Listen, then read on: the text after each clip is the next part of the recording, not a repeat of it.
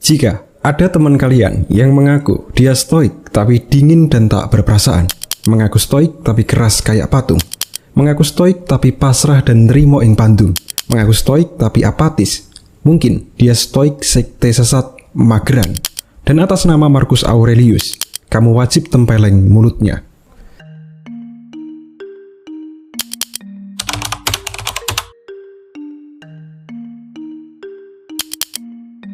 Belakangan ini, internet dan sosial media mendapati sebuah fenomena yang unik, yakni viralnya suatu aliran filsafat klasik bernama Stoicism, atau yang lebih sering disebut Stoikisme. Tersebarnya aliran filsafat ini di kalangan anak muda merupakan suatu fenomena yang langka, mengingat istilah filsafat sendiri lebih sering dikonotasikan sebagai suatu hal yang negatif. Biasanya kalau nggak dikatain ateis, pasti dikatain madesu. Tapi, berbeda dengan Stoikisme atau filosofi teras, aliran filsafat ini malah sering disebut sangat relevan dengan kehidupan modern. Bahkan Stoikisme juga digadang-gadang menjadi obat mujarab bagi manusia-manusia modern di tengah kegilaan zaman. Hal-hal itulah yang membuat saya tertarik untuk menjerumuskan diri dan mempelajari aliran filsafat ini. Akan tetapi, semakin saya mendalami Stoikisme, semakin tampak pula bahwa filsafat ini tidaklah sama persis dengan apa yang didakwakan di internet, bahkan cenderung mengalami distorsi informasi. Pertama-tama, mari kita ulik aliran filsafat ini secara historis. Singkatnya, filsafat Stoikisme lahir dari ketidakmujuran seorang juragan kaya raya bernama Zeno yang terdampar di kota Athena dan akhirnya berguru pada seorang filsuf aliran sinism bernama Krates. Pertemuan antara dua pola pikir inilah yang melahirkan Stoikisme menjadi sebuah aliran filsafat yang menarik. Begitupun juga dengan Stoikisme, banyak ajaran dari filsafat ini yang terkesan kontradiktif dan akhirnya banyak menciptakan miskonsepsi bagi para umatnya. Miskonsepsi ini semakin menjadi-jadi setelah Stoikisme menjadi viral dan digaungkan oleh para influencer. Salah satu miskonsepsi terbesar dari Stoikisme saat ini adalah pandangan bahwa Stoikisme merupakan aliran yang mengajarkan kita untuk apatis dan pasif terhadap kehidupan. Pemahaman sesat ini biasanya didukung oleh salah satu doktrin dalam Stoikisme yang disebut dikotomi kendali.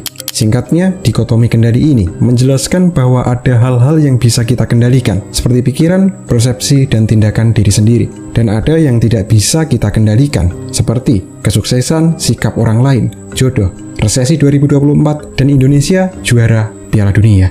Dan oleh karena itu, hendaknya kita lebih berfokus pada hal-hal yang bisa kita kendalikan saja. Kedengarannya sih nggak ada masalah dari konsep tersebut, tapi emang dasarnya orang-orang sekarang suka nanggap sesuatu setengah-setengah. Akibatnya filsafat sekeren ini malah jadi miskonsepsi besar. Untuk meluruskan miskonsepsi-miskonsepsi tersebut, mari kita usut kesesatan ini satu persatu. Doktrin utama selaras dengan alam.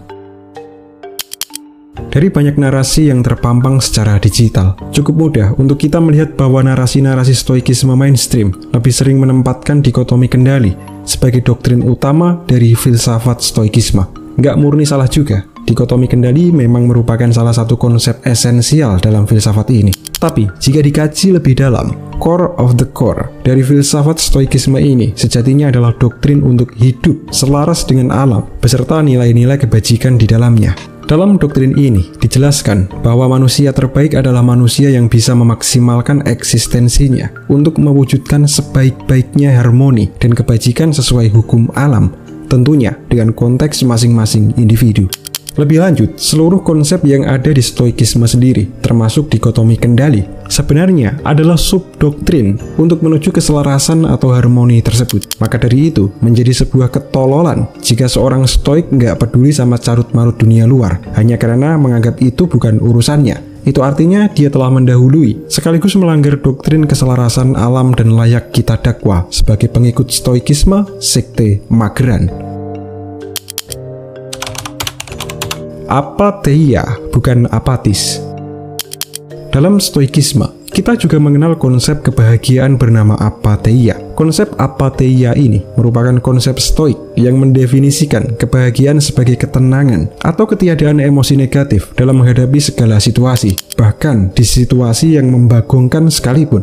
Tetapi, kembali lagi, kebahagiaan ini juga tetap berdasarkan nilai kebajikan dan harmoni alam. Berbicara mengenai apatheia, banyak orang yang salah kaprah mendefinisikan kebahagiaan apatheia ini sebagai kebahagiaan yang bertumbuh pada sikap pasrah dan nerimo terhadap segala nasib yang menimpa. Anggapan ini salah. Kebahagiaan menurut konsep apatheia sejatinya lebih mengajarkan kepada seorang stoik untuk menjalani segala sesuatu dengan kepala dingin. Tapi ketika terjadi sesuatu peristiwa yang melanggar nilai kebajikan, seorang stoik tidak boleh diam dan ia juga dituntut untuk mengambil tindakan secara tenang dan bijaksana. Analoginya, ya kali kita bisa nerima melihat maling di rumah kita, didiemin aja. Dikotomi kendali, bukan dikosongi kendali. Seperti yang telah disinggung sebelumnya, konsep dikotomi kendali ini bisa dibilang menjadi biang kerok permasalahan miskonsepsi nan ruwet ini. Secara hakiki, konsep dikotomi kendali sebenarnya berfungsi untuk memberikan kita pembatasan yang jelas antara sesuatu yang di bawah kendali kita dengan sesuatu yang tidak sepenuhnya di bawah kendali kita, serta menjadi panduan kepada kita untuk tidak bergantung kepada hal-hal di luar kendali tersebut atau hal-hal eksternal. Meskipun begitu, tidak bergantung kepada hal-hal eksternal bukan berarti kita mengosongkan effort kita terhadap hal tersebut, seolah-olah kita tidak punya kendali sama sekali. Doktrin dikotomi kendali ini mengajarkan kepada kita untuk tetap menjalankan apa yang menjadi tugas kita, dan selebihnya biarkan alam yang bekerja.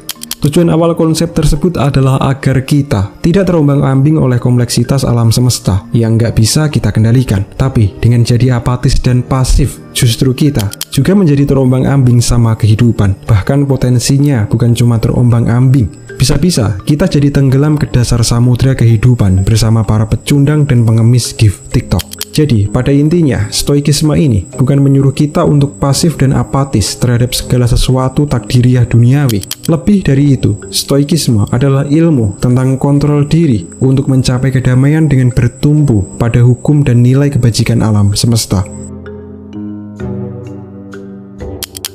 So, kalau besok-besok kalian masih ketemu orang-orang mager plus apatis, berkedok penganut stoikisme, tempeleng saja mulutnya atas nama Marcus Aurelius.